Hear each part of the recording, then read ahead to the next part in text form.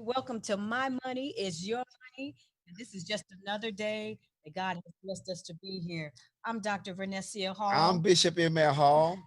And man, we're getting ready to have a time. We're getting ready to have a time. I'm going to kill my Facebook Live, and we are going to go live on my channel, okay? And so God bless you and God keep you. Um, hey, we're going to have a awesome time talking about the injustice in our society, okay? The injustice in our society. Go from here, Doc, Well, so I get organized. first, we need you to subscribe and we need you to like and we need you to comment. You know what? A lot has gone on and a lot has been going on in our world since 2020 has started. And I tell you, when I tell you it's been overwhelming, it has been extremely overwhelming. But you know what? We're still here. God has blessed us to wake up this morning. So many people didn't. So we're I'm coming. I'm grateful. coming. Although we have so many obstacles, so many things going on, I'm still grateful to be alive. Are you grateful? I mean, just think about it. Are you really grateful to be alive? Um, and I am. But we've got to address some issues that are plaguing our society and are plaguing our world. And it's really doing a lot. And I hope the things that this pandemic that we're going through now is going to bring us some change. First, let me start off. Um, our topic tonight is racism is a pandemic. Yes, we're having some technical issues. It's the users. It's the users. It's okay. We're learning all this stuff. You know, we've got to Man, get I'm our a pro. I'm kids, not and we got learning to get nothing. and we got to I'm a get our straight out pro look. in what I'm doing. Come on, look. We got to get our kids and our grandkids. You know, to help us out. But I'm a it's straight okay. out pro in what I'm You know doing. what? I'm the type of person, it's trial and error. I just touch every button Man, until I figure out, oh, this is not it. I don't care that they laugh and they say all that kind of stuff. I'll learn it just by touch this, touch that, do this, do that. somebody hit me. Somebody hit me and say, Bishop, what's He going just on in look, he society? does not want to Okay, talk about that. hit He me, doesn't know all of this stuff on hit me, Facebook, and let me Instagram, know and what's Twitter, going on right? in Do you society. know all of it? Man, I'm on hit. I'm on hit. We getting ready to deal with this brutality around this camp. I'm Yes. glad that the four have been indicted, okay, and charged with the murder of our brother. What's his name? George George Floyd. Floyd. George Okay, I'm Floyd. Yes, glad of that. a very important name right Yeah, now, and he's really that name. Well, we're praying for his family, but he's paving through all of this. He's paving the way, hopefully, for us to make a change in our world. And sometimes, a person has to be the one that's out front that has to go through the storm in order for us to catapult into something great.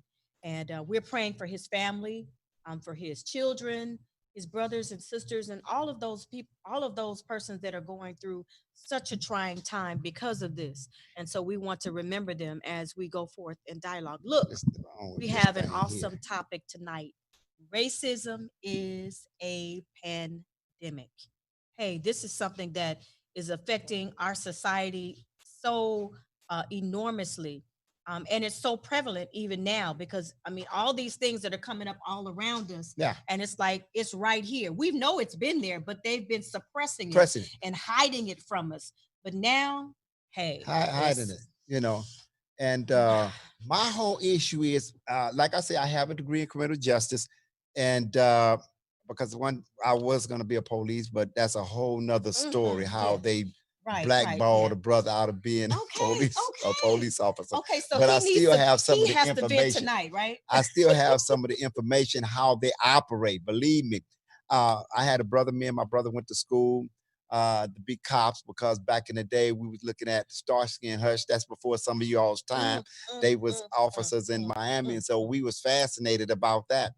And so we decided to go to school. Okay, and so what we did, we went to school and we took up criminology. Okay, Okay. and basically my brother and I was the top of our class, and we was rewarded. We was on the dean list, Really? and since we was on the dean list, we had an opportunity to go to San Quentin. Okay, and analyze and evaluate the prisoners that was in there and the reason why they was in there. And so we went up there and we stayed basically a week. Okay, And man, how frightening it is, and how, crazy it is in that prison system. Okay. Let's say the cell is about 2 times bigger than your bathtub. Okay. That's the cell. Okay. And it has a toilet in there along with a bunk bed. Okay. I mean, it's crazy up in there. I don't see how they can do it. All right. Are we still moving? We still moving. And so we had to analyze what was going on. All right. And so what was going down was, um, my brother and I, we took notes for 5 days, and we had to bring notes back to the class and explain to the class what was going on in the prison system. All right. And so I had a great opportunity to deal in the law enforcement area, or the area of law enforcement. So and then so we came back, we graduated. He took the sheriff test, and we both was going to come deputy sheriffs. But I said, well, let me go the LAPD way. And he said, okay, I'm gonna go the sheriff way. All right. We took the test, and we tops on the test. I'm tops of everything. I was top on everything. Anything you want to know, I was tops on the agility test, the written test, uh, whatever test. Okay. And so my last test that I had to take was the psych test. And so I took the psych test. Okay. And so I'm just going through this justice This system. is your therapy, right? No, I'm This going is your through I'm therapy. going through this justice This system. is his therapy. And He so wants to what tell us happened about. was he got his academy date with the sheriffs. Okay. And so I was waiting for my academy date with the LAPD. Remember, this is 1984, so that's a long time ago. That's when Gates was the chief of police. Yeah, racist Gates. Daryl Gates. I think he dead now, huh? God bless his soul. Uh, so and so that was back then. And so I got the letter, and I was running over to my brother's house, and I was saying, "Hey, I got a letter, and I'm quite sure that I got my academy date to go in the academy for the LAPD." And so my letter said, "You've been disqualified." No. Okay, uh, to proceed any further with the LAPD. Okay, and so they had a part to say, okay, you can write a letter. Yeah, you can write a letter to appeal what happened. So when I wrote the letter to appeal what happened, I came before the board. Okay. And so they told me what really happened. Okay. They told me I wasn't honest on the test. And so that had disqualified me. Okay. But check this out. I have to let you all know that this was a loaded question. The question that I got disqualified with the LAPD, okay, on the psych test. What they told me to do, they said, okay, answer these questions, and what you want to do, you answer the question truthfully, okay? Because we don't want someone who is dishonest on our department, okay? It might seem like it might be kind of difficult to answer the question, but no matter how you answer the question, we want you to be truthful, okay? Yes, Because yes. you're going to take an oath to be truthful if you go to court, okay? Now check this out. This was the question that they asked me, all right? Yeah, I'm gonna tell you. Man, this is crazy. They asked me, okay, and it had 4 white men there. Can you believe this? 4 white men, and I'm the only brother up in there, all right? Somebody hit Bishop, say discrimination already. In the same Discrimination. color, huh? Somebody's hit discrimination. 4 pecks of woods. I'm just gonna say it. It's the Sitting up in same, there, and he was the and it was same just me, and color I'm the back then. same color. Woo! Okay. And check this out. Check this out. This is what happened. Okay. You can't make this up. And you all hit me and tell me what you would have said. Okay. They told me to answer truthfully. Okay. They asked me if your mother, okay, made a wrong turn, an illegal wrong turn, okay, and you saw her and you pulled her over, but you didn't know it was your mother. And you go up to your mother, okay, now, would you give your mother a ticket for making a wrong turn or no? And we need you to answer that truly.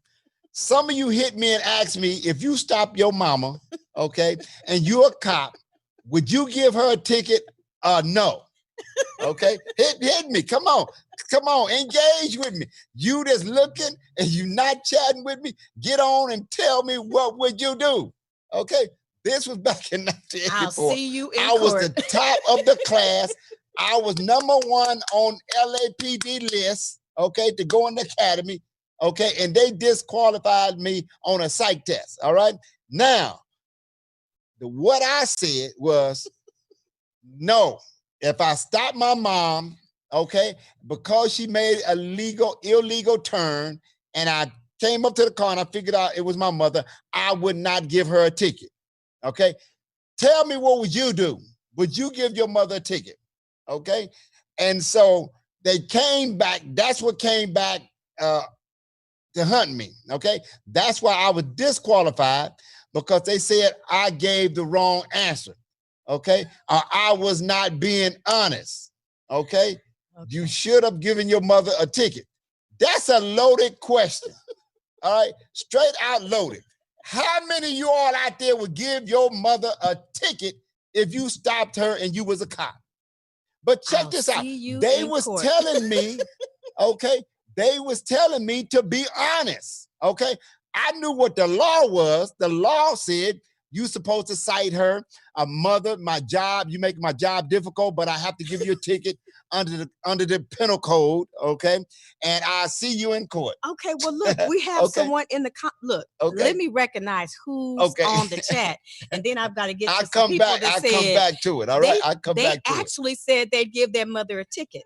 You just lying. You know you ain't gonna give your mama a ticket. You know what I would say is that, mommy, if you know, just so this wouldn't, you know, interfere with my job, I'll pay for the ticket. And if you have to go to traffic, it's on her record. She could go to traffic. No. They asked me a loaded question. Will you give your mother a ticket? I was being honest, church. I was being. This is you too. I was being. You're not the church. Not. Look, everybody in America. I was being honest. I said no. I would not give my mother a ticket. Look, I got disqualified for that. Let me be honest, family. I mean, we're just getting here. I didn't give instructions at the beginning of the show. You know, every week I tell you I have to give instructions. This is how we're going to do the format of the show. But, you know, sometimes it doesn't happen. So, look, let's start off by giving you the phone number to call in, 213-528-9659. Call in, please. I need some young people to chime in tonight. I need you to tell me if you have been harassed by the police, and you know, kind of tell us what's happening, because I need you to get all of that anger and all that kind of stuff that you have going on. And even if you haven't been a young person, if you've been harassed or whatever, we want to talk about racism is a pandemic. And so before I let him go loose, let me let you know who's in the chat. And thank you for just joining us tonight. We have Venus Cooper, Deacon Wallace, Black Butterfly, share and invite. Valerie Rambo, Sharon Hill, Mother Ross, Karen Hurst. Let's see who else is in here. I see Charlie Butler. And you know what? I have to address what Brother Butler said. Mommy getting a ticket. Brother Butler, tell us why mommy would get a ticket. Come on, let's go so I can finish my argument. Yeah, he has to finish his story from A to Z. So I'm going to let him finish his story, and then we're going to go into our dialogue, all right? We just wanted to have some fun tonight. So much is going on. Look, we had an earthquake. Thank God we're still here. We've had the pandemic of the COVID-19. Thank God, hallelujah, we're still here. And now we've got this pandemic that has been going on for 400 years. She's just talking. Let me get back to my story, because you all want to hear my story. She just but tonight, I'm in charge. She's just going on and on and on. Ain't talking about nothing. Because I got a story I need family, to tell. if you know, I never get a word in edgewise. So tonight I said, you know what? Let me start out. Let me hit first base and get second, because he's going to take it at third and home, and he's going to run with it. And I'm going to have to hit him under the table and say, baby, let me have something to say. So. Now, you talking about? Check this out. Now, you all hit me. I see you on. You chatting with me. You all hit me and tell me, would you have given your mother a ticket? No. Okay. Now, or would you have been honest? Okay, and saying you would have given your mother a ticket. Well, under the code of the law, you're supposed to give your mother a ticket. Okay, that's what they was looking for. Okay, but the way they phrased the question, it was loaded. They said, be honest, okay? Be honest. What would you do? Now, if I would have said, I would give my mother a ticket, they would have known I was lying.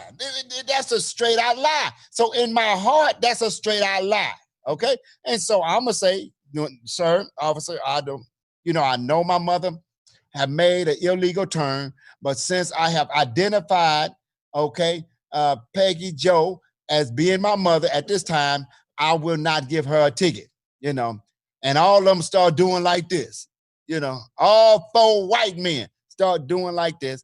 And I thought I had scored. But in my letter, that's what happened to me. I got disqualified on that premise, okay? Now, check this out. 6 months later, they said, well, we viewed the response of your letter. We reviewed the response to your question. And so you can come back and reinstate, and we will send you through the process all over again. And the only thing you have to do basically is redo the psych test. Everything else will remain the same. I said, no, forget it. I'm already working for the post office. I'm already making bank through overtime. I'm already making more than the police was making. So I said, forget it. No, I'm not going back because that was blank racism. That's what racism is. When they give you a loaded question like that, and a brother become honest, okay? And in my being honest, I got disqualified. So my brother went on to be a police, and I went on to be a preacher. Now, which one would you choose? Being a police or a preacher? Okay. In today's society. And so at least I was honest. But at least I was honest. And so that's the way that goes. I want to tell you all how a little bit how the judicial system works. Am I supposed to drink this online? Can I drink this online? You don't have a label. Oh Lord. That is funny. It. Look. Man, listen, open that for me, baby. Open that for me. Okay, I'll show them how we open it. Yeah. But it has a little tag there. So, Man, listen. I thought it was so boy, see how I get set up. I get set up every time. No matter where I'm at. Family, this is after my 27 years of marriage. You have to have fun. You have to laugh. If not, you're going to cry and you're going to be at each other's throat. So you have to laugh. You have to, just do fun stuff. Okay. And we've been doing that for so long. Now, see, he still wants to talk. Give him a drink. Now, what you do, call your children, invite and share. Call your children and to the conversation, because I'm gonna explain how this system works. I'm really explaining to you how it works, because I know not in a detailed manner how it works, okay? But I know over the board how the system works, okay? I am Lord Jesus. Let me do it this way. We're having some difficulties. Oh, thank you. We're on air. Okay. Right. Now, I'm gonna let you all know how it works. Okay. Now, how people become convicted in jail, even without even doing anything, even if you are not even wrong, you wrongly accused. And there are people who serve who are serving time that has been wrongly accused. What they call that now is the new Jim Crow, okay? The new Jim Crow law, okay? The mass incarceration of the age of colorblindness, okay? Colorblindness, okay? And all of us know about the Jim Crow era, what Jim Crow stood for. If you don't know, Google Jim Crow law, okay? And you'll understand what that was about. Somebody hit the audience and tell them what Jim Crow law was about. But I'm gonna go into the system, okay? Now, this is how it works, okay? This is how the system works. You get pulled over, or you are somewhere where a crime has happened, or you may have committed the crime, okay? It doesn't matter. This is the way it is. The arresting officer responsibility is not to beat the hell out of you, okay? That's not his responsibility. His responsibility is to arrest you, okay? He is not judge and jury. What we just saw in Minnesota, that was judge and jury, all right? Yeah. And so it's not supposed to go that way. The arresting officer supposed to arrest you. This is how it go, okay? Then what happened, okay? You go to court for a hearing, okay? They call that you being arraigned, okay, for a hearing. Okay, when you being arraigned for a hearing, okay, the prosecutor is there, okay? And what the prosecutor does, the prosecutor take the report that the police has written, okay? Read the report, okay? And come up with a conclusion if you should be brought up on these charges, all right? Listen to what I said. They reading what the police wrote, okay? And what you supposedly have said in your statement, but once you make your statement, they go behind the curtain and change your statement. We know what's going on, okay? That's the way it go on, okay? The prosecutor gets your case, okay? And so what happens? They bring you up on charges, all right? Now they give you another court date, all right? The judge he set a bail. You know you're not getting out if they set a $50,000 bail, okay? Because who got $5,000 on the side to come get you out of jail, or they set $100,000 bail? Who got $10,000 to come get you out of jail? It's 10% of what the bail is. Yes. And so who in your family got $10,000 they can come put on the books that they don't get back to get you out of jail? Stay out of trouble. Okay? So you sit in jail until your court date, okay? Now, remember, the courts are backed up. So you probably won't get your court date to 6 to a year later. So you done sit in jail a whole 6 months to a year later, okay? Then once, my brothers and sisters, the prosecutor have indicted you up on these charges, then you need some representation, okay? What they usually do is give you a public defender. And that's what it is, right? A public defender. A public defender. Who have everybody else's case, who's sitting in there with you in the whole jail, okay? And so what it is, okay, now you had to arrest an officer. You went before the court with the judge. Now the prosecutor have indicted you up on the charges. Remember, you could have done it and you couldn't have done it, okay? But somebody was you just walking down the street, some white lady that pointed you out, somebody that pointed you out, and they just arrested you, okay? Now, the way the police write the report is how the prosecutor is going to charge you, all right?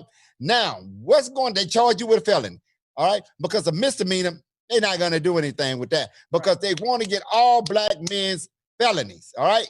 Everybody black, especially the black man, they want you to have a felony because you cannot get a whole lot of things if you have a felony. You can't vote. You can't vote. And that's the predicament that you can't get a school loan. Yes. There's a whole lot of things. You can't get a home. You can't get a job in society if you have a felony, okay? So as they aim is to pin every black person with a felony, all right? Let me go on with what's going on. Prosecutor and public defender. Now, the prosecutor know the public defender, and the public defender know the prosecutor.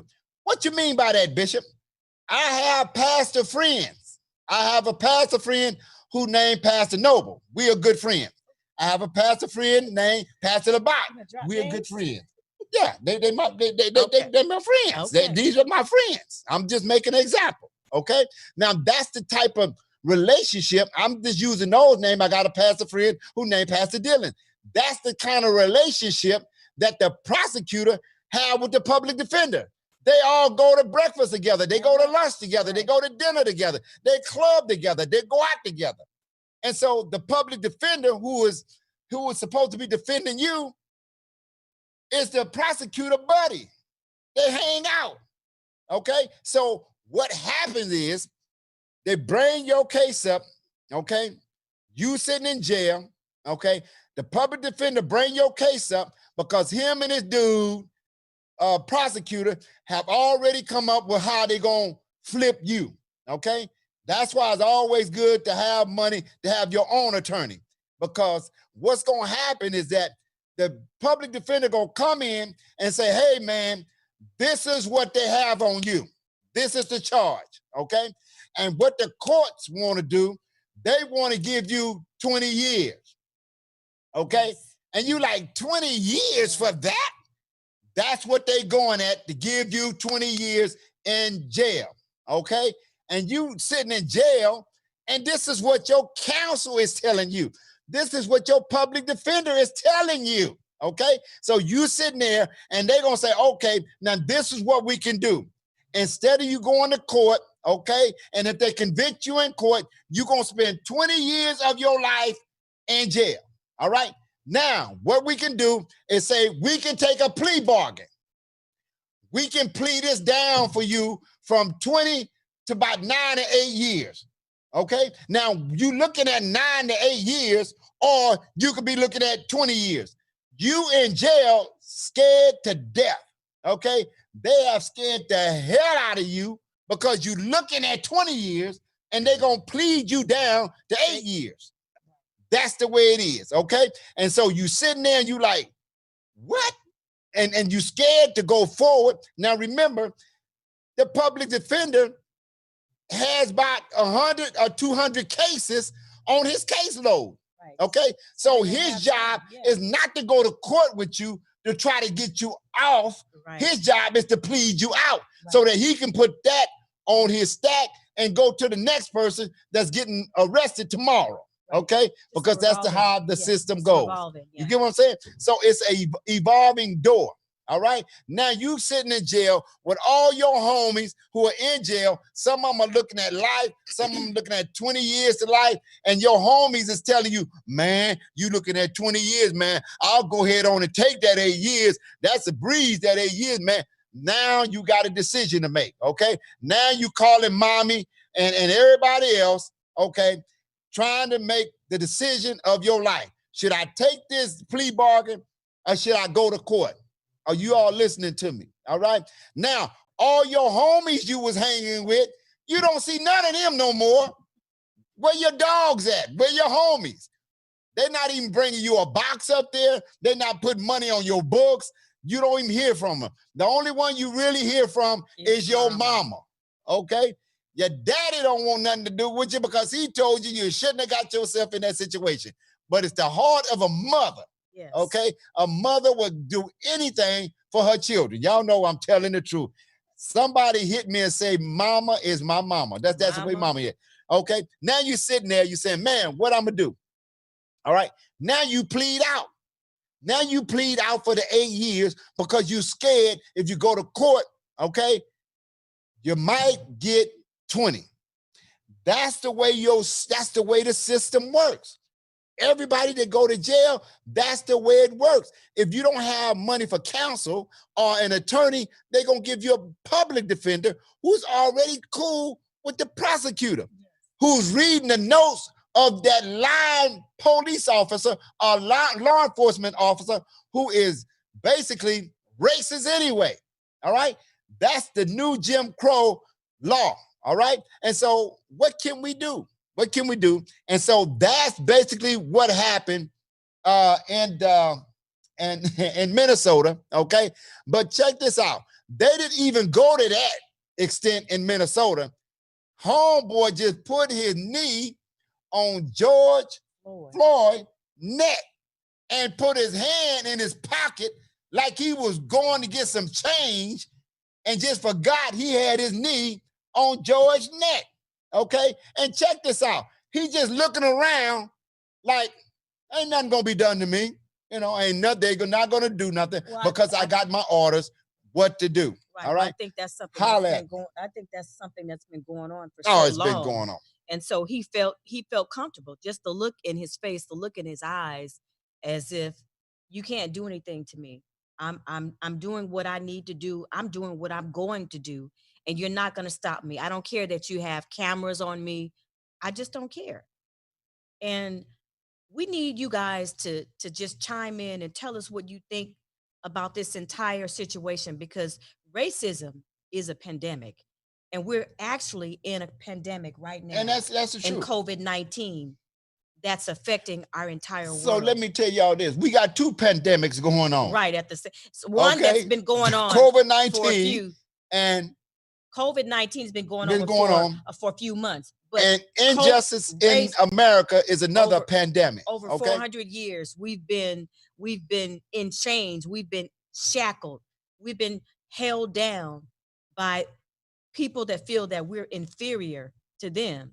But I beg to differ. Yeah. And let me tell you enough about this court system, okay? It doesn't matter what kind of evidence that will exonerate you, okay?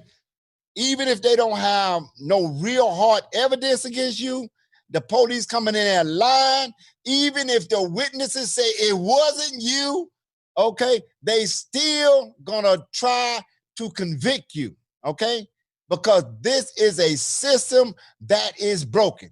There are a lot of people who are in jail who have not committed the crime. We're not trying to exonerate the ones who have committed the crime. Correct. We just talking about the system that have people in jail who have committed the crime. Do I have a witness out there? And so these things somebody need to talk to me about. Do you know anybody who have went to jail and you know it was wrong? Okay. I got a buddy that I was talking to. I can't give you his last name, but his name is Kevin. He told me, he said, man, about, I think he said 15, 20 years ago, he had an uncle, or his friend had an uncle who somebody was in his backyard. Okay. Somebody was in his backyard. All right. And so he went out there in his backyard to see who was trying to break in his cars. Okay. Listen here. Okay. Went in his own backyard with his shotgun, wasn't loaded, to see who breaking in his cars. Okay.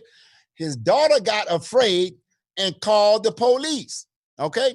Remember, he's in his own backyard with a shotgun that's not loaded, trying to figure out who trying to break in his car. Okay.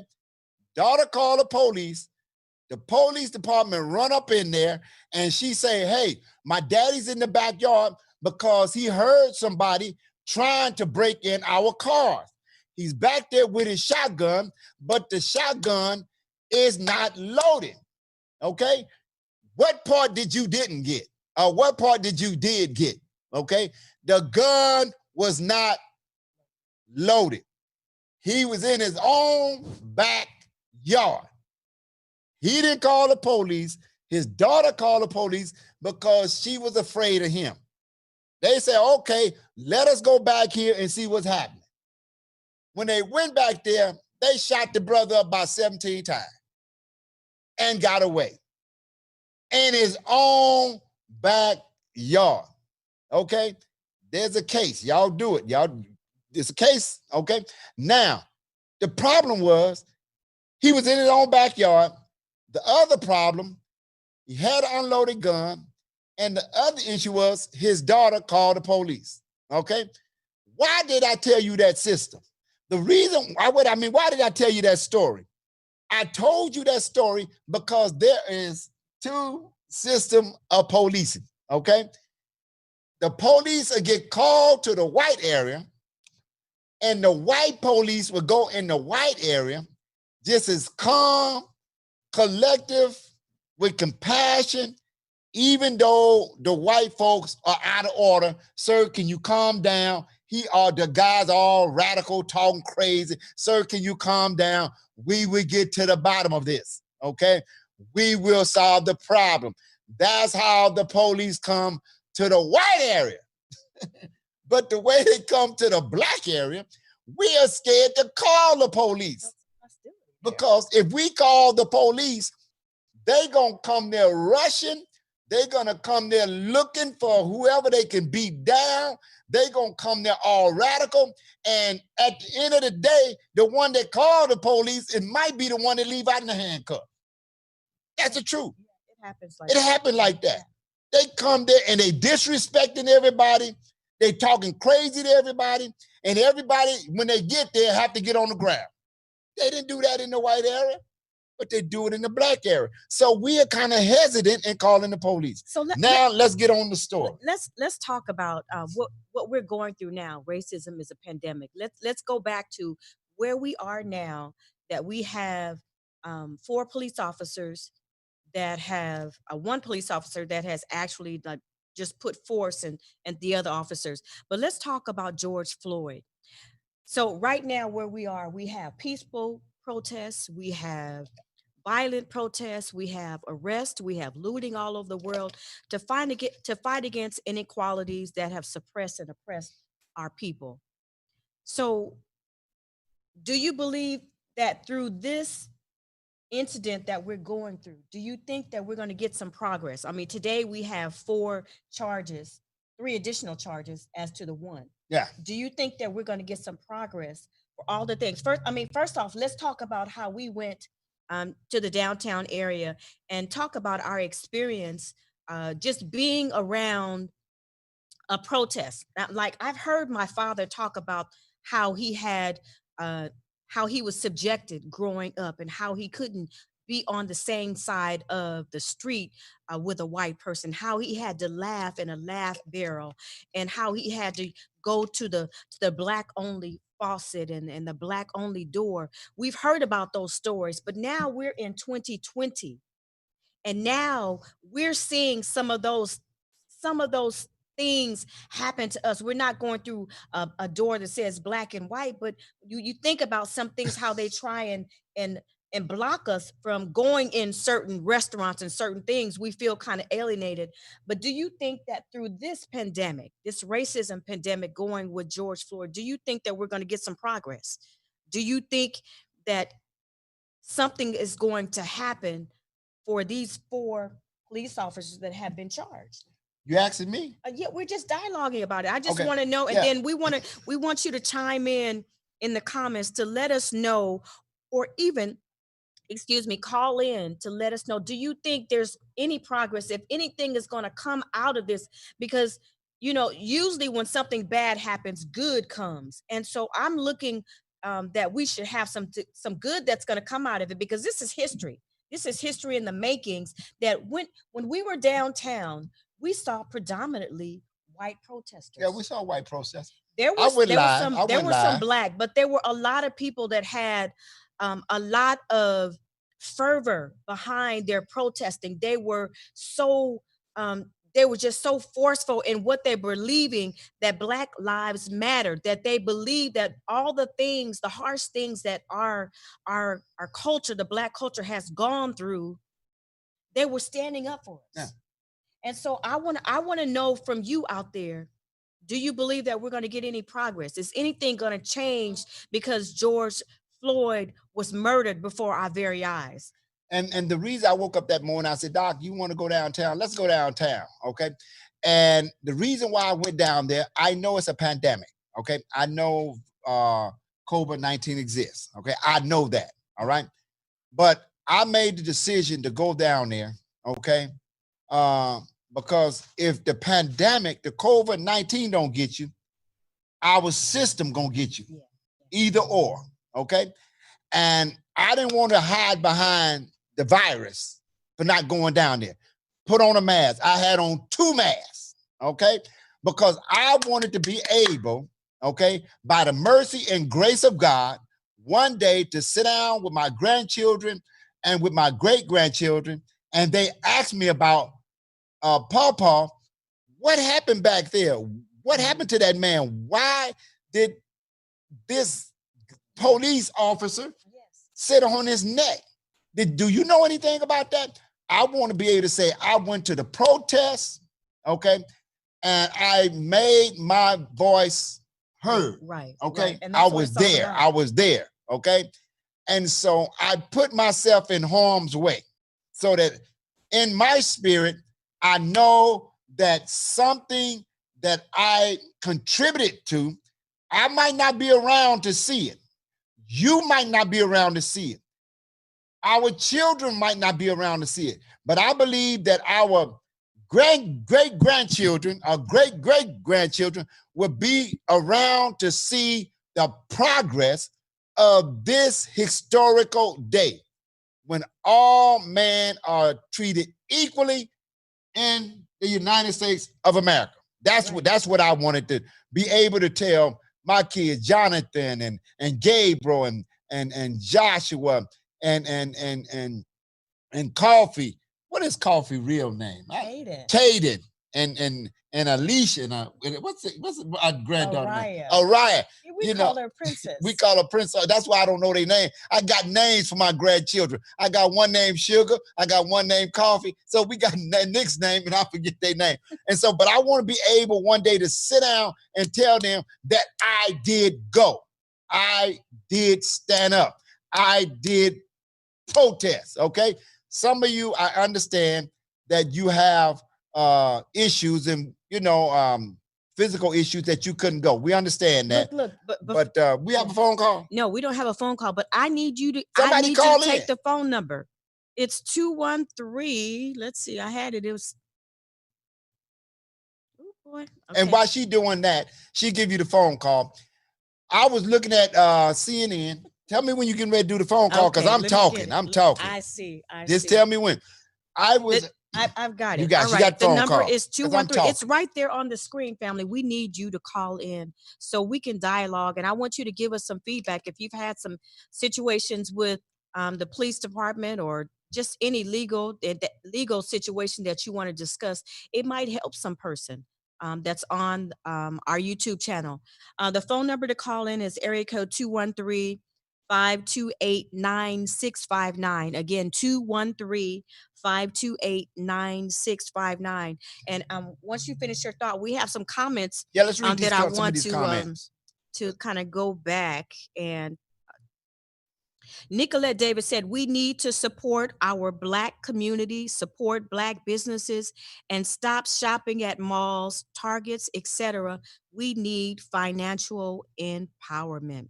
Good point. Good point. We Good have point. a lot of amazing Black business owners, and I'm hoping that we can build a database that of Black businesses that we can support. I like what Valerie Wright said. Hey Val, how you doing? She said, stop eating at Wendy's.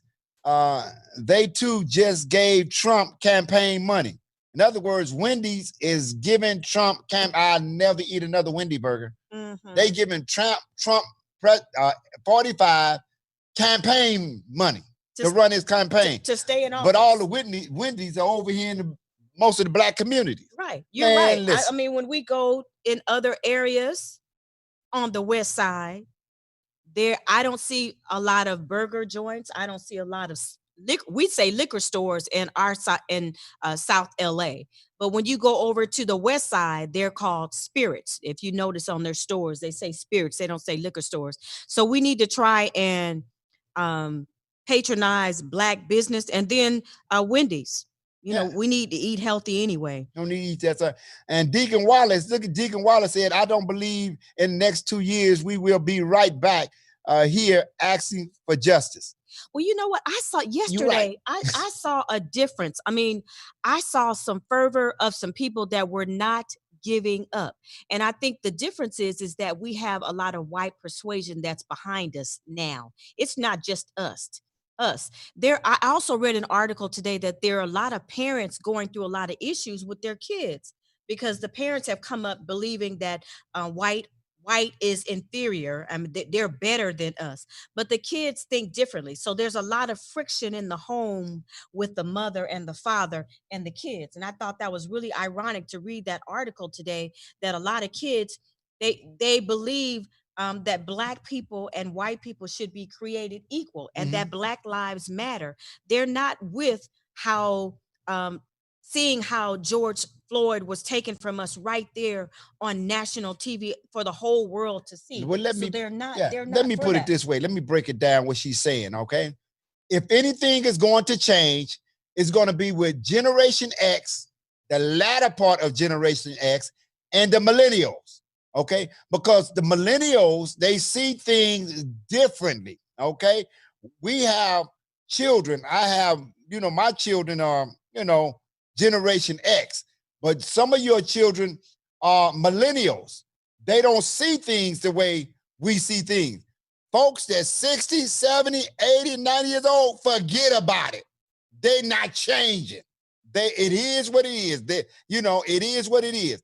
But those who are in their 20s and 30s, okay, and their teens, I would go to 40, they see things differently. So if the fight is going to be won, the millennials going to have to take it and fight with it, because you have, mixed marriages, what they call that? Right, interracial marriages, yeah. Too many interracial marriages, okay? My mama white, my daddy black. My daddy black, my mama white. My mama Asian, my daddy black. My daddy white, My mother, it's too many interracial kids now. Am I right? Right. Too many interracial marriages. This is not going to fly too much longer. But the millennials, I believe, are the ones that's going to turn this situation around, because they're going to be looking at their parents saying, mama or daddy, what happened? Why did that white cop had his knee on that black man's neck for not for 1 minute, not for 2 minutes, not for 3 minutes, not for 4 minutes, not for 5 minutes, not for 6 minutes, not for 7 minutes, not for 8 minutes, but we can put 46 seconds to it. Come on now. Come on. Somebody hit Bishop. Somebody hit Bishop with that. I okay? Can't breathe. Come on. You know, I can't breathe. Okay. And I like, let's read some more.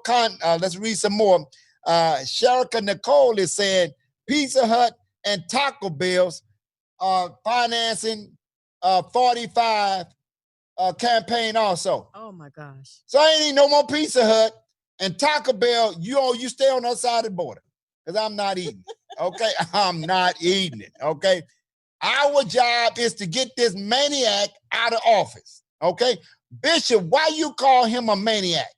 Let me explain. And somebody hit me and say, Bishop, maniac, maniac, maniac, maniac. This guy, 45, okay, he wanted to take a photo op. He go out and gas his own people, shoot them with rubber bullets, beat them down, okay, just to take a Bible by the Church of our Lord Jesus Christ and hold the Bible up. And remember, the Bible was upside down. Show you how much he know about the Bible.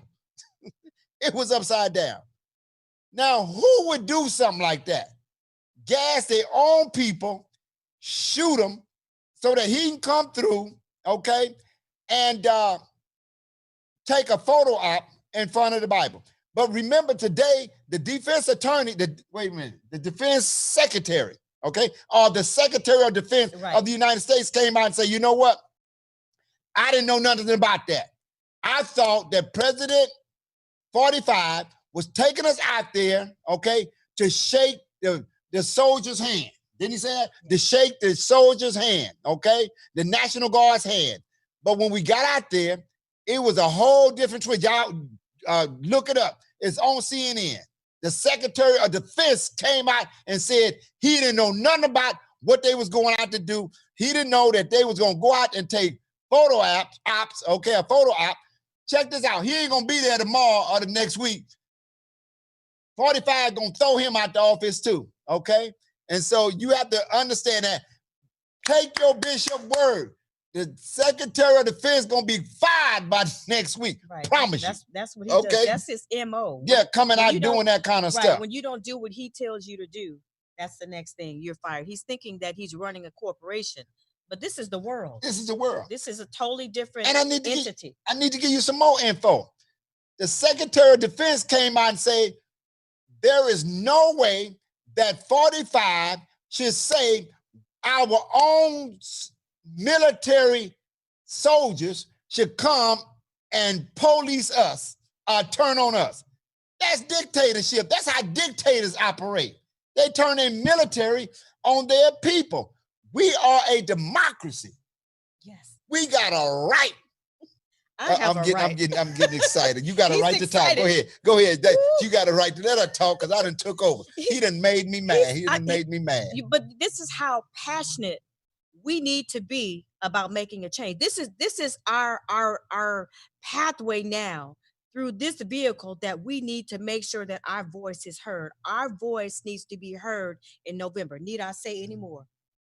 I'm not mixing anything, but our voice needs to be heard. We need to be passionate about making a change on racism, putting ourselves in a place of positivity, putting ourselves in a place that we're educated and that we're moving forward, so they don't feel like, oh, you know what? You're not better than me. We are a smart group of people that are talented. We have inventors, we have entrepreneurs, and I can go on and on. That's how intelligent the Black race is. And it's time for us to stand up and be counted, and not feel like, Yeah. we're at the back.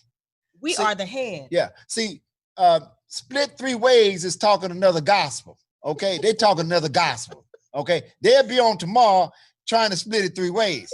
Okay. But I'm a realist. Okay. The Ku Klux Klan is alive and living. The KKK, they're alive and living. All right? And they're doing well. Now, the whole issue is, what is systematic racism in the United States?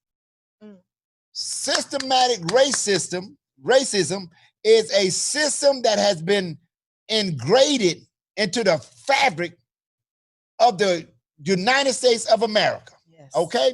And what it is, they got a system going on. Okay? One down, the next man come up. These four may go down, but the next man will come up.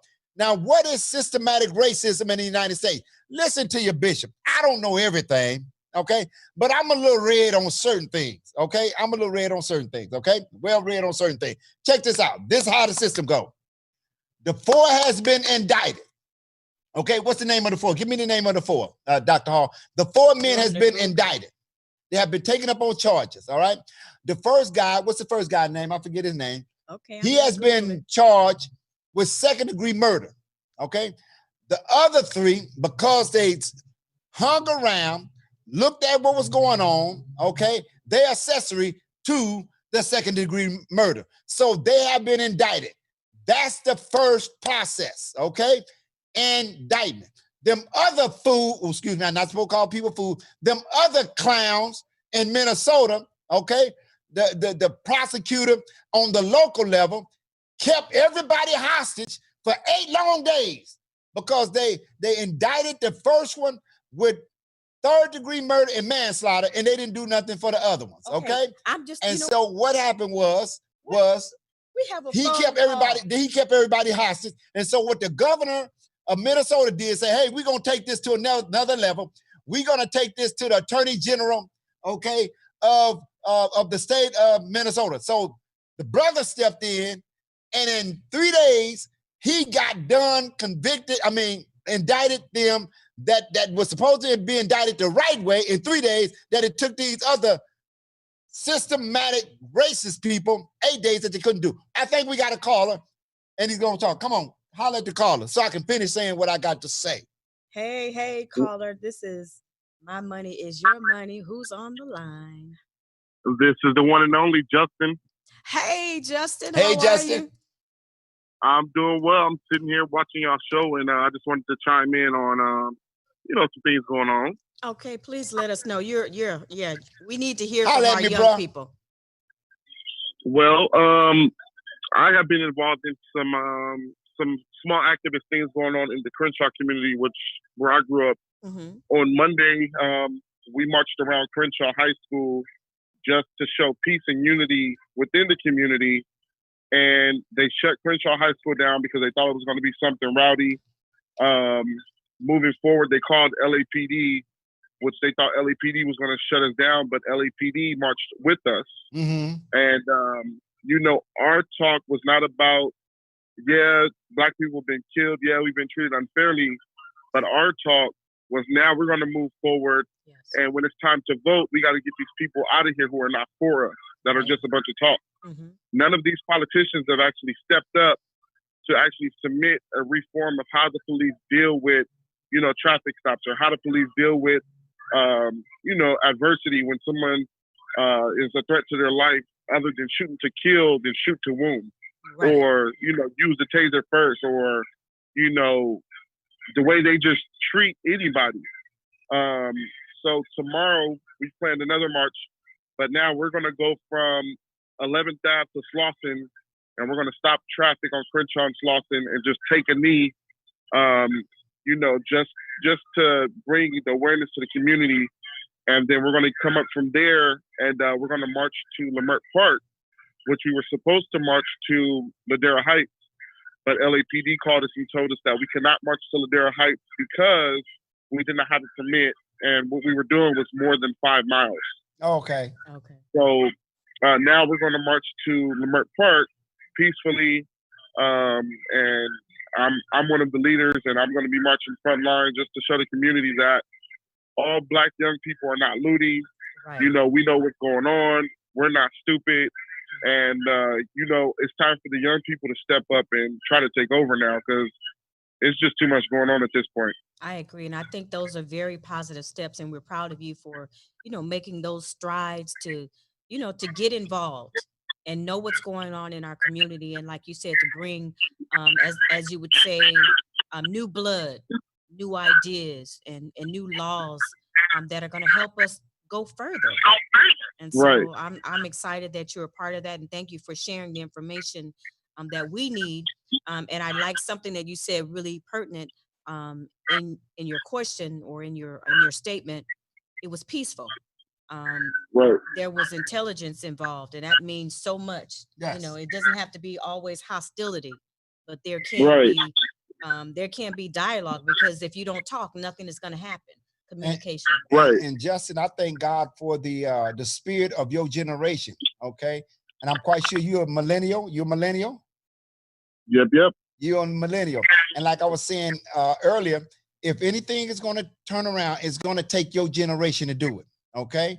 Right. Right. And I can see you millennials coming together. And sometime I have to say this, sometime, you know, parents, we as parents, and some parents that are parenting under me have millennials as children, and they don't want their children to get involved with the movement. Okay.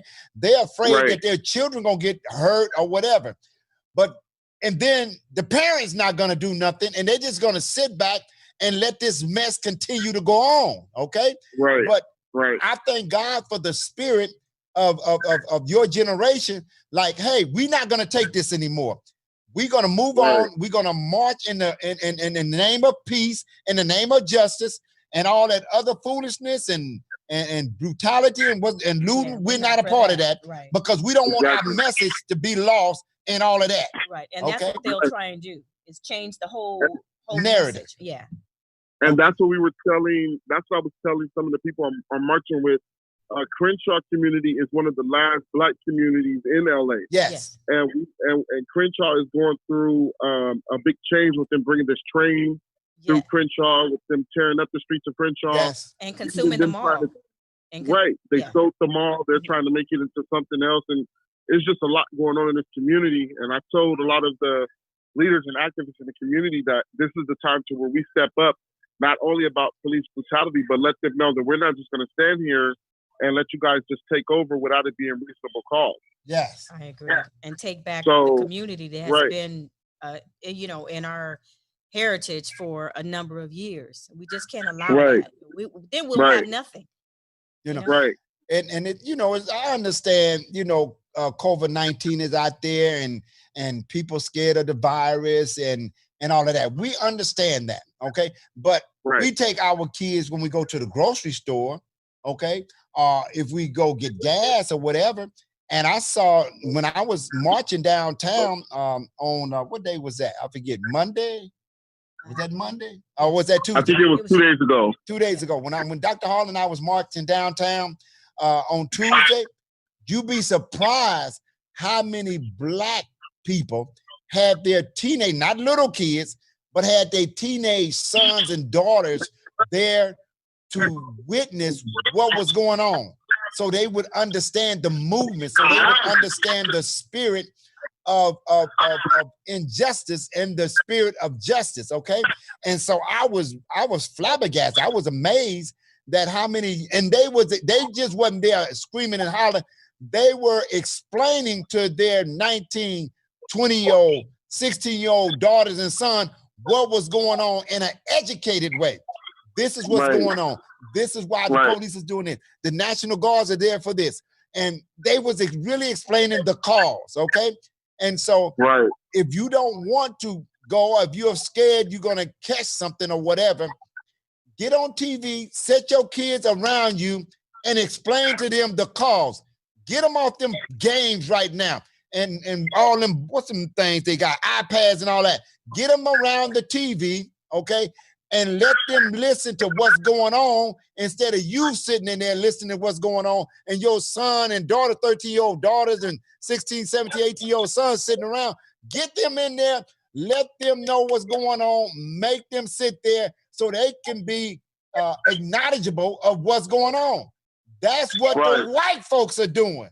They making their kids educated to what's going on, and our kids in the back room playing on their tablets and everything else and don't have no clue of what's going on. And so we still be in the dark. But Justin, I want to thank you for stepping up, being a leader in the Black community, okay? And I thank you for being a member of the GI family, okay? Get your friends together, okay? Rally them together, invite, share, and let them know that this is a historical moment. And we only have one shot at it, okay?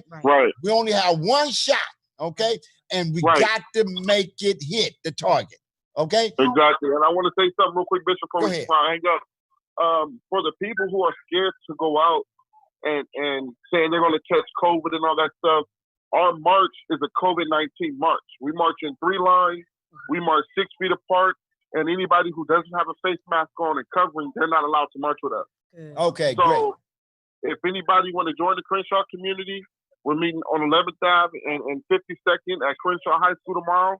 And we're going to march to, like I said, we're going to march to Slauson and Crenshaw, take a knee, and then we're going to march it on to Lamert Park, and we done. A smaller march in downtown. And that's cool. That's cool. And if you're a scary cat like me, you're a scary cat like me, put on 2 masks. I had on 2 masks, okay?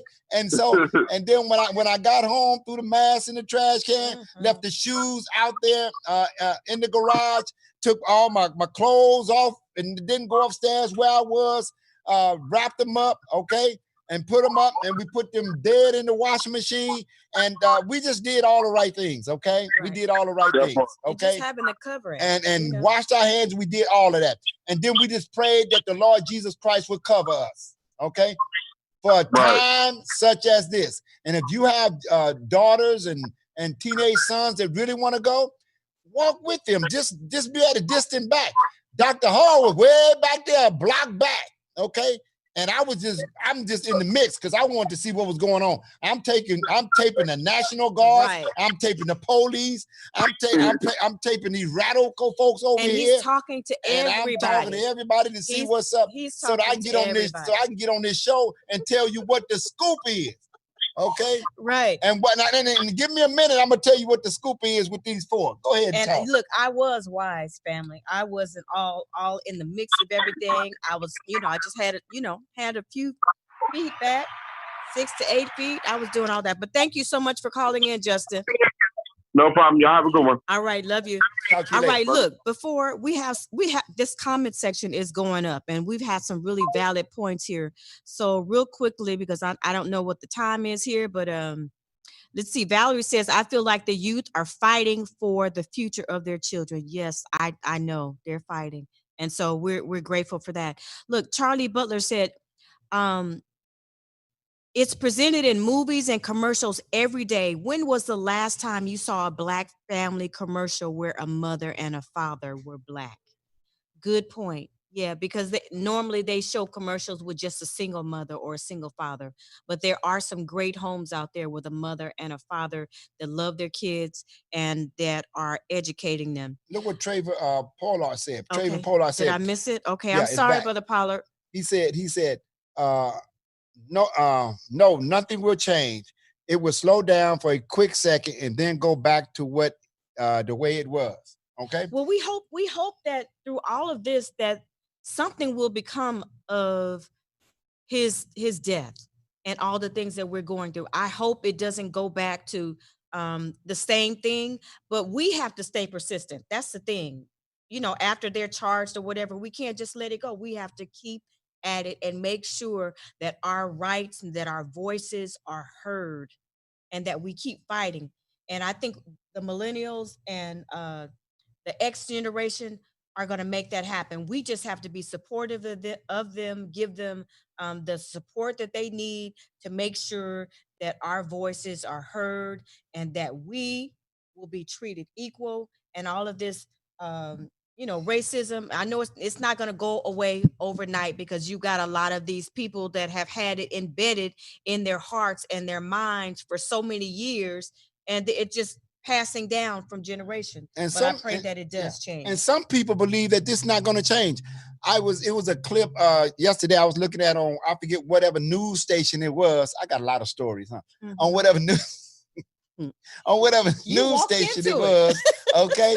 And Ali's daughter, oldest daughter, was talking, not the one that's the fighter, but his older daughter was talking. And she said the things that her father used to tell her has come to pass. And they showed a clip. And what Muhammad Ali was saying, well, my great-grandfather, okay, who stopped being a slave, told my grandfather that things will change. And then my grandfather told my father that things would change. And Ali said, and my father told me that things would change. And Ali said, you know what? I don't believe nothing white folks say. I don't believe nothing they say, okay? His daughter showed that clip of Muhammad Ali, her father, and she typed, Daddy, you're right. In 2020, nothing have changed. Nothing have changed. Since Muhammad Ali's great-grandfather was telling them, it's going to change, it's going to change, it's going to change. Muhammad Ali said, I don't believe nothing white folks say. Ain't nothing going to change, okay? And so let me tell you about this judicial system. Let me get this, and we can move on from there, okay? Now, we're going to see, because America, the whole world is watching. The whole world is watching. Yes. They have been indicted. They're going through the court system, okay? Since they have been indicted, they're going to have to go on trial. Remember, y'all, they only need one, and they will walk on all charges. They only need one. They need 12 consistently to convict, okay? Now, what usually happens in the jury pool is where you get that bad apple, or the system, okay, that they use will infiltrate one or two bad apples on their jury. That's what we call systematic racism in America. Yeah. And so they have to be careful who they pull to be a part of the jury. Are you understanding me? Because they only get one chance, okay? If this racist system infiltrate one bad apple, one racist on their jury, no matter what the other 11 say, if one say not guilty, guess what? They walk free. That's what Muhammad Ali was saying. Nothing changed. Now we're going to see what's going to change, okay? If they're going to put them 5 over in the predominantly white neighborhood, or mixed neighborhood, or black neighborhood. We're going to see what America's going to do. Because if they walk, God bless America. Yeah, we're going to need God bless America. Yeah, if they walk. We're going to need okay? We're gonna need the Lord. If they walk, the Lord Jesus Christ might come back the next day. I don't know when he's going to come back. Man, listen. 2 things need to happen. If 45 win the presidency this year, Jesus got to be coming back real soon. Okay, listen to your bishop. If he win the presidency this year, 45, Jesus gonna be coming back. I just believe, because, man, listen, ain't nobody gonna take that mess, or it won't be no United States. China and Russia just come on in and take over. Right. Okay, they just gonna be. I'm just telling you what I know. Okay, so we got to get rid of 45. Okay, and we got to pray that these 4 don't walk. Okay, justice have to be served in America, because how can America go around policing other countries and telling them what to do and how they supposed to act and how decent they supposed to be, and we dealing with this kind of mess in our own country? How can you tell other countries how to act civil and you having all this mess in your country? Do you understand what I'm saying? Clean around your own front yard, right? Front door. Before you try to sweep around mine. Don't come tell me how to run my house and your house is tore up. Okay? Look at we're going to get some comments here. Fanny, go ahead, read with Fanny. Okay, we have some more right before here. I just kind of, the problem with people my age, this is from Deacon Wallace, the problem with people my age that we heard change is coming over and over again. So it's hard for us to believe things are going to change. Well, I pray in 2020 that change is coming. Read what Fanny said. Did she say something? That was something personal. Oh, okay. I didn't see that. Nicolette Davis said they better convict or states are going to burn down. And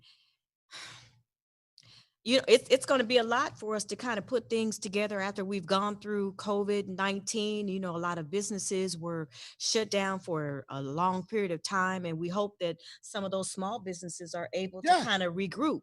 But now we're going through issues where some of those probably same businesses have been burned down, have been looted, and they've lost everything. And I'm not an advocate on, people just losing out on things that they've worked for a long period of time. But I pray they were wise enough to be insured and all that type of stuff. That was just a little nugget for those business owners to make sure that they're covered financially and insurance wise. And my whole issue is racism is everywhere. Everywhere. And I asked the question, is there racism in sports? Yeah, you see what I'm saying? Is there racism in Hollywood? It's everywhere. Yes, there's racism and even in the NFL. Got 5 black coaches? And the whole NFL got 30 teams? And the whole NFL is predominantly black? Right. And they're making no general managers? Come on. Yeah, I mean, this is a dialogue that I tell you we could talk about for days, because it's a subject that has impacted our community and our people. So it's like, oh my gosh, when will it end? When will the racism end? When will the hate end? And I often hear my husband say, "What did we do?" Where's your husband? I don't know. My husband says, "What?" Now, what I say? When do what? What did we do to make? I say that the other persuasion hate us so much. So much. What did we do? My grandmother is 102. She'll be 102 tomorrow. Okay, she'll be 102 tomorrow. And I was sitting there with my grandmother. I got some applause. And I brought my grandmother and my mother over to my house in 2004 when President Obama, when the election was going on, and we was going to see if he was going to win the election. And so I brought them over my house, okay? And we talked about a whole lot of things, how they felt about white folks, how they felt about slavery, how they felt about a whole lot of things. This is in 2004. My mom and my grandmother, we had this conversation. My little nieces and nephews and all them that, wasn't privy to that, okay? That's my mother and my grandmother. That's their great-great-grandmother. So I was privy to conversations that they don't know that I was privy to. I'm privy to conversations with my mom that they don't know that I'm privy to, okay? And my grandmother was saying a lot of stuff that I'm like, what? For real? They did? Think about it. My grandmother was born in 1918, okay? So in 1938, she was 20 years old, okay? 1938, my grandmother was 20 years old. Now, was slavery, bigotry, KKK, and was all that stuff well and alive in 1938? Yes, it was. So she has some stories to tell, and she not, the type of talk all out in public or whatever, but deep inside, she would tell us some stories. I asked her, she tell me stories. I asked my mom, I go over there today and ask my mom. My mom would tell you some stories about white folk and how they treated her, the doggone school that she wanted to go to was across the street and they made her walk 8 miles in the snow and in the rain to go to school. They got some stories. The ones 80 and 90 and all that, they have some stories and they haven't forgot. All right. But when we tell the stories of our grandparents and great-grandparents, the younger generation don't understand. They think we putting them on blast. We're not putting them on blast. We just telling them the real story of what's been going on. Hello, somebody. And these things, the rape of Black women has been going on with white folk for a long time. Okay? My grandmother, my mother tell me that. You all call my mother. Some of you know I'm ask her. Okay? The hanging and the barbaric acts upon the lynchings of Black men been going on for a long time. Okay? That was a straight out lynching in front of the whole damn world. I said that word. And the reason why I said damn, because damn is in the Bible. Go look at it. Because the Bible says thou shalt be damned. Okay? In the whole world, that was a straight out lynching. What do you call that? What else can you call it?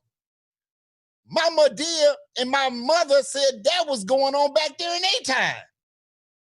In broad daylight. That's what was going on in 1938. What you think was going on with brothers? And if this is going on with us in 2020, put your hat on. Think. What you think was going on in 1938, 1948, 1958, 1968? They killed King. What you think was going on with Black people then? The same thing is going on. Okay? And so, go ahead. You got something to say? Well, I'm sorry. Family, we've been on, and we're just this is a subject that's really, it's heart-wrenching, and we've been talking about it, and we can dialogue on and on and on and on. But we just gotta kind of wind down tonight, and we'll see if next week we'll see how things are going, that we can dialogue just a little bit further and kind of just bring another subject into it. But racism is such a very heart-wrenching story of our culture, and we want you to continue to tell your story. Your story, And they forget my grandmother was back in Al Capone days, y'all. She's back there in Al Capone days. Hey, okay, she's back there when they was bootlegging liquor. Okay. During that time. She been around a long time. She's 102. And she done told me some stories, and so I'm just getting the stories out. And so he's just it's been a very emotional day, emotional week, I think, for all of us. And so throughout all of this, we want you, first of all, to, if you find an area that you want to delve into to help our community and to further the protest, do it peacefully. We want you to be safe. Normally we end the show talking about how we, go to our platforms and so forth, but we do want to, we're not disputing hate at all. We're just dialoguing. It's all about love. We want to continue to love one another. We want to continue to move ahead, but we definitely want to keep in mind something that's so pivotal, something that's so important, is something that we need to do. Really? Is make an impact in November. Y'all be radical like me. Make an impact. Racism is a pandemic. Be radical, but you don't have to be violent, okay? Racism is alive and well in America, okay? And so we thank you. We want you to pray for our people. But like I said, 2 things need to happen. We need to vote. 2 things need to happen. 45 need to go. Okay? 45 need to go by any means necessary. Okay? And by any means necessary mean vote. That's what I mean. So don't get it twisted. That means we need to go out and vote. Okay? Get all your 18-year-old, 19-year-old, 20-year-old daughters, kids, niece, nephew, get them registered so they can vote. 45 need to go. And another thing need to happen, this system need to be changed. These 4 need to be convicted. Okay? Not just charged, not just indicted. They need to be convicted where they will not see the daylight for the rest of their life. That was a straight out lynching. Well, hey, family, we just want to thank you for tuning in tonight. I know we've gone a little bit longer, but we thank you for sharing with us tonight. We do want to, one of our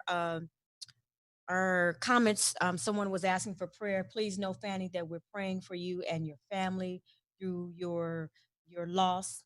And we know it's very difficult in this day and time going through losing someone that you love. So please know that Bishop and I are praying for you. We love you. Each of you that have shared with us tonight, we want you to continue to move forward, and we love you. And I'm Dr. Vernessia Hall. I'm Bishop M.L. Hall, Dr. Hall. Hey, split three ways will be on tomorrow. They're going to split this thing 3 ways. They ready to go. Tell your friends, invite, share, get on the YouTube page, because split 3 ways, they coming, and they coming deep and hard, okay? Because we're not going to leave this. We're not going to leave this. And God bless you. We just pray for you.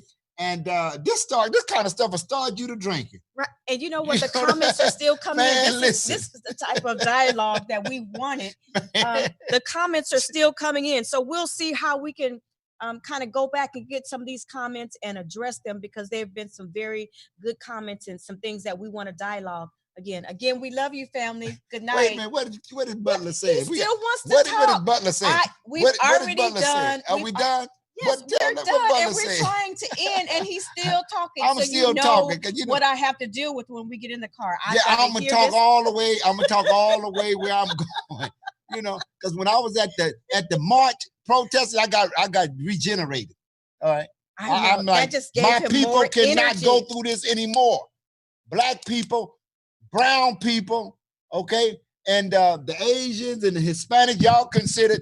Sorry about that, brown. You can't go through it no more. We gonna do something about this, okay? This is a hot topic, okay? It's hot. It's so hot, it's burning. God bless y'all. I love y'all. All right. Love you, family. We'll see you next week. Same place, same time. Bishop M.L. Hall's YouTube channel. Thank you for your continued support. Remember to subscribe, like, and comment. See you later. Oh, boy.